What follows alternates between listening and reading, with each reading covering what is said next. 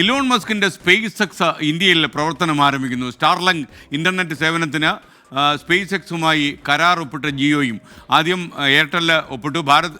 ഭാരതി എയർടെലിൻ്റെ പിന്നാലെയാണ് ജിയോയും സ്പേസ് എക്സുമായി കൈകോർക്കുന്നത്. ഒരുപക്ഷെ ഇൻ്റർനെറ്റ് സേവന രംഗത്ത് വലിയ പ്രത്യാഘാതങ്ങൾ ഉണ്ടാക്കുകയും വലിയ സാധ്യതകൾ തുറക്കുകയും ചെയ്യുന്ന ഒരു തീരുമാനമാണ് ഇപ്പോൾ എയർടെലും അതുപോലെ ജിയോയും ചെയ്തിരിക്കുന്നത്. മുംബൈയിൽ നിന്ന് ശ്രീനാഥ് ചന്ദ്രൻ കൂടുതൽ വിവരങ്ങൾ നൽകും. ശ്രീനാഥ്, ഒരുപക്ഷെ ഈ സാറ്റലൈറ്റ് ഫൈബർ വഴിയുള്ള ഈ ഇൻ്റർനെറ്റ് സംവിധാനം നമ്മുടെ ഇൻ്റർനെറ്റ് ലോകത്ത് വലിയ വലിയ സാധ്യതകൾ തുറക്കുമെന്ന കാര്യത്തിൽ സംശയമില്ല. ഇപ്പോൾ തന്നെ ജിയോ ചില ഇൻ്റർനെറ്റ് ഫൈബറുകൾ ഉപയോഗിക്കുന്നുണ്ട്. എന്നാൽ അതിനേക്കാൾ മികച്ച ഫൈബർ സംവിധാനമാണ് ഈ സ്റ്റാർലിങ്കിനുള്ളത് എന്നാണ് നമ്മൾ മനസ്സിലാക്കുന്നത്. എയർ ഫൈബർ എന്ന് പറയുന്ന പുതിയ സംവിധാനത്തിലൂടെ ഒരുപക്ഷെ നെറ്റിൻ്റെ സേവന വ്യവസ്ഥയിൽ വലിയ മാറ്റങ്ങൾ ഉണ്ടാക്കാൻ കഴിയും. മറ്റ് സേവനദാതാക്കളെ ഇതൊക്കെ എങ്ങനെ ബാധിക്കും എന്ന കാര്യത്തിൽ കൂടി നമുക്ക് അന്വേഷണം നടത്താനുള്ളത്. ശ്രീനാഥ് ചന്ദ്രൻ മുംബൈയിൽ നിന്ന് വിവരങ്ങൾ നൽകുന്നു. പറയൂ Srinath Chandran. Very good morning. ഉപഗ്രഹ അധിഷ്ഠിതമായ ഇന്റർനെറ്റ് സേവനം, ആ രംഗത്തും കടുത്ത മത്സരം ഇന്ത്യയിൽ നടക്കും എന്നതിൻ്റെ ഒരു സൂചനയാണ് എയർടെൽ കഴിഞ്ഞ ദിവസം സ്പേസ് എക്സുമായി കരാർ ഒപ്പിട്ടു. അതിന് തൊട്ടു പിന്നാലെ ജിയോയും ഈ സ്പേസ് എക്സുമായി കരാർ ഒപ്പിടുകയാണ്. സ്റ്റാർലിങ്ക് ഉപഗ്രഹ ഇന്റർനെറ്റ് സേവനം അത് ഇന്ത്യയിൽ ലഭ്യമാവാൻ പോകുന്നു.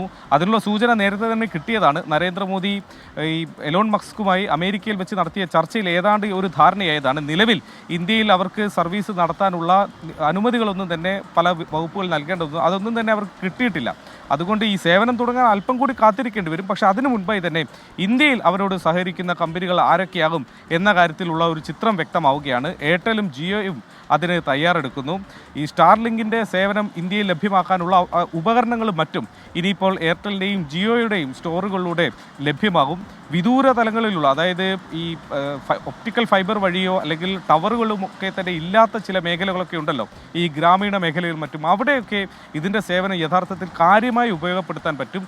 നേരിട്ട് നമ്മൾ DTH ഈ കേബിൾ കണക്ഷൻ ഉണ്ടല്ലോ, DTH വഴി വരുന്നത്, അതേപോലെയുള്ള ഒരു തരത്തിലുള്ള ഇൻ്റർനെറ്റ് സേവനമാണ്, നേരിട്ട് വീടുകളിലേക്ക് എത്തുന്ന തരത്തിലുള്ള സേവനമാണ് ഇതിൽ ലഭ്യമാകാൻ പോകുന്നത്. മാത്രമല്ല അതിൻ്റെ സ്പീഡും ഹൈ സ്പീഡ് ഇപ്പോഴുള്ള വേഗതയുടെ 10 മടങ്ങ് വേഗതയിൽ ഇൻ്റർനെറ്റ് ലഭ്യമാവുകയും ചെയ്യും. നമ്മുടെ യുഗമൊക്കെ ഇങ്ങനെ മുന്നോട്ട് പോകുന്ന ഒരു സമയത്ത് ഇതിൻ്റെ സാധ്യതകൾ അനന്തമാണ്. അതുകൊണ്ടാണ് ജിയോയുടെ ഭാഗത്തുനിന്ന് വാർത്താക്കുറിപ്പിൽ പോലും ആ ഒരു കാര്യം എടുത്തു പറയുന്നത്.